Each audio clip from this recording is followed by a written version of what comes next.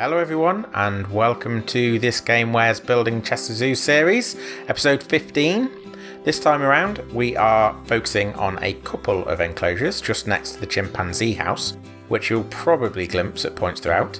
And we're doing a speed build, as I'm sure you can see, so you'll get to see the ins and outs of pretty much the whole build process, although I will say that there are some extra little tinkering bits I did at the end because I wasn't happy enough with certain bits of it. I've built one of the two enclosures wholly on screen though, so plenty to see here. At Chester Zoo, this enclosure is home to the Congo buffalo, a subspecies of buffalo found in West and Central Africa. They're also known as African forest buffalo, as they are often found in the rainforests as well as grassy savannas and marshland that is more typical of their larger relative, the African buffalo, one you might be more familiar with. Congo buffalo don't tend to keep large herds. Where you might see their larger cousins in herds of 1,000 or more, it's rare to see a Congo buffalo in groups of more than 30, and they can often be seen in groups as small as 3. In the smaller enclosure, the zoo keeps Anoa, an even smaller bovid species that can be found in the wilds of Sulawesi in Indonesia. Unfortunately, unlike the Congo buffalo, both species of Anoa are classed as endangered, with less than 5,000 remaining in the wild. The Anoa don't tend to herd at all, preferring to live in pairs or even alone when in the wild, and they're extremely elusive, which makes it difficult to study their behaviour in the wild, making conservation that little bit harder. Chester Zoo is part of the Global Species Management Plan for Anoa, along with lots of other animals in the zoo. This means that they conduct work both in the zoo and in the wild to help the species. Both the Congo buffalo and the Anoa have a very distinct look about them, and I recommend having a little Google for them both if you haven't already. Unfortunately, the game doesn't have either species, so I've substituted in the African buffalo instead, as you might already have seen. We're keeping the herd numbers pretty low though, in line with the preferences of both species, and I've tried to select the smaller specimens to place in the Anoa enclosure, though they're still rather a lot bigger than they should be. These two enclosures have been relatively smooth sailing compared to our previous 3 projects. They both consist of relatively straightforward fencing and buildings and mostly straight lines around the perimeter. Neither of them is particularly heavy planted either, and it's mostly trees which are pretty easy going when it comes to positioning and making sure they look natural, in so much as it's just a case really of keeping them far enough apart. What has been challenging for this build was getting the positioning and size correct of the enclosure. This enclosure is right between the 2 sections of the zoo that I've been working on, and at some point on one side or the other of this enclosure I've done something slightly out of position or slightly too large, which has meant that when it comes to joining the 2 sections up here, it has been more of a challenge than it should have been, especially actually when it came to positioning the bridge. There are a number of reasons that this is likely to have happened that go beyond user error, though I'm sure that's a part of it too. The biggest culprit is the pathing system, as always, which is a constant fight for me. Especially around the camel enclosure, where you're coming off a bridge, onto a second bridge, this bridge, plus going off in 4 other directions. Getting that section of path to do what I wanted it to do was nigh on impossible and took multiple attempts to get even close to right. I think I may have also mismeasured the distance from the front of the zoo to the site of Realm of the Red Ape, pushing it back a few metres too far in the game, which meant that I had to then wiggle about other things to get them into the right places. However, because I did leave myself that wiggle room, it has meant that I've done a reasonably good job of this area, and one that I think solves the problems that I was faced with going forward. What I've quite enjoyed about this build is how thrown together the whole thing is. The building at the centre of this build is relatively old, as we have seen with buildings elsewhere in the zoo. They've then built onto that, as you can see at the rear, where a brick structure is joined onto the older sandstone building. The fencing that's used around the 2 enclosures is greatly varied too. On the Congo buffalo side, you have the visitor side fencing, which is wooden with chain link in the gap. Then the animal side fencing, which is a metal pole structure, plus a smaller wooden fence along the water's edge. Then on the Anoa side, you have a chain link style fence on the animal side of things, with a railing on the visitor side. It's this kind of mixing and matching of different materials that I think lends an authenticity to the zoo. So if you're building something of your own in Planet Zoo but aiming for something realistic, be sure not to make it too tidy and uniform. Mix the old with the new and shift between different materials and styles even within the same enclosure. Don't make it look too tidy. I'll leave you now to watch the rest of the build without me yammering on. If you'd like to skip to the tour, there are timestamps in the description and they should hopefully have translated over into the new segmented progress bar feature that YouTube introduced recently. I don't know what the real name for that is, I'm sure someone will be able to tell me. So just use either of those to skip ahead to the tour of the finished product. See you in a moment.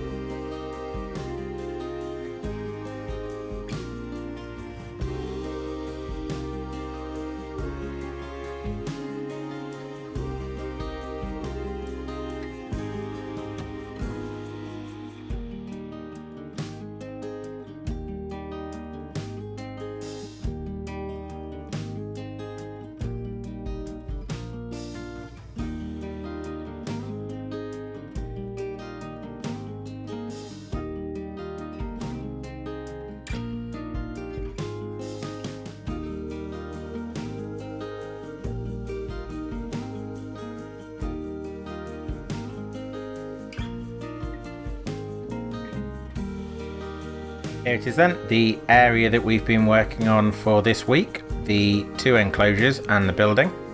This is the Congo Buffaloes on this side, and then there's the Anoas on this side. So I'm showing you from above. This is actually one of the views that I spend a number of hours looking at, because this is how I measure up. I look at Google Earth and use the measuring tool actually in Google Earth Pro to make sure everything is as close to the realistic sizes as I can get it. And it also helps with figuring out the planting patterns. So the fact that there's a set of trees here, a set of trees here, and a set of trees here, as well as a line of trees over here, and so on and so forth around the rest of the zoo, that's no accident. That is because that is where the planting appears on the most recent maps on Google Earth. We're going to start with the Anoa enclosure, this side of the area that we've been working on. The Anoa are obviously not these creatures, these are the African buffalo, as I mentioned. The Anoa would be a lot smaller than they are, and actually the zoo has put up a privacy fence here, so rather than being chain link, there's actually like a rattan effect shrouding along this cut edge of the fence. On the visitor side of things, we've got a railing. So the railing in the real zoo has an arched top, but we can't easily do that, so I've used the New World fencing pieces that we've used previously to create railings, and I've made a new pattern, new design from those, and that runs all the way around the edge. We've also got planting of bushes, so the bushes are seen to be planted so that they provide both cover for the animal, but also these little gaps so that you can see into the animal enclosure as well without actually bothering the animals too much.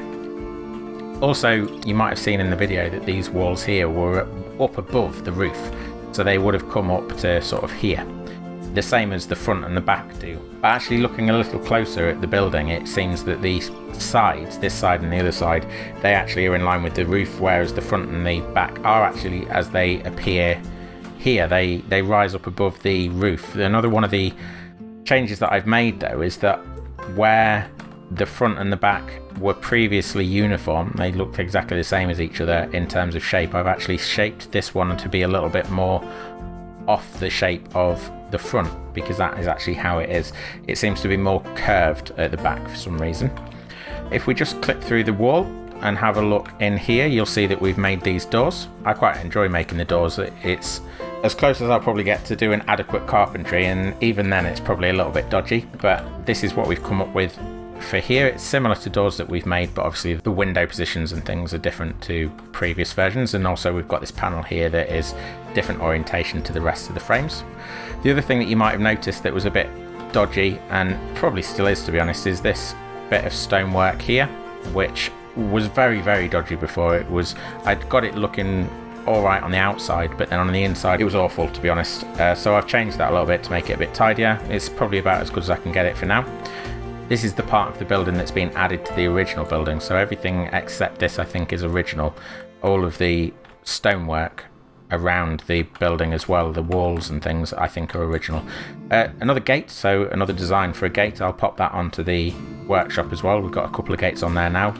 Now we do have a piece of fencing that I could have used in this enclosure, because actually this piece of fencing is very close to what is in the zoo in real life, the metal sort of almost scaffold style fencing like this. Why I ended up not using that is because of the way that it joins up. It just doesn't look the way that I wanted to. This is usually sort of a welded piece, and you can't really join it up to make it look that way in the game. So instead I've used the bamboo in the same way that I used it for the chimpanzee ladder on top of the chimpanzee house, and the idea is that where the bamboo shows these notches, I'm thinking along the lines of it being sort of the welding joint for the railing. I like it because you get these joining parts as well where it looks like it's being welded together. The type of material, the type of metal that they would usually use for this type of fencing is quite a matte, non-shiny metal, and you get that with the bamboo as well. So similarly, I've used bamboo along the water's edge, but that is a woody colour because that's what you've got, and it's a smaller fence as well around the water's edge. I'm not really sure why, because I'm sure the buffalo would quite happily go for a bath if they fancied. That goes around most of the enclosure and then leads us to this here, which is our swimming pool. So bits and bobs that need to be worked on in this area. We've got a bit of planting to do along this bridge here to hide it a bit from the buffalo, and then we've got a building here which is the toilets for the guests, and then that would really be that area completely done. But actually I think that those two aspects are going to be attached to doing a garden area that goes along here, and that will also be probably taking Dragons in Danger that goes around about here. So that's about it for this episode. If you are enjoying what we're making, please do subscribe so that you can keep up with what we do. If you bang the bell as well, that will make sure that you see every episode when it comes out and you won't miss anything. If this is the first video that you've watched of ours, then you might want to see some of our previous builds. So there is Realm of the Red Ape over there and Spirit of the Jaguar, the chimpanzees here, and then everything over there as well. So all of that stuff is in the previous 14 episodes, which you can find in a playlist on our YouTube channel. Thank you ever so much for watching, and we'll see you again soon.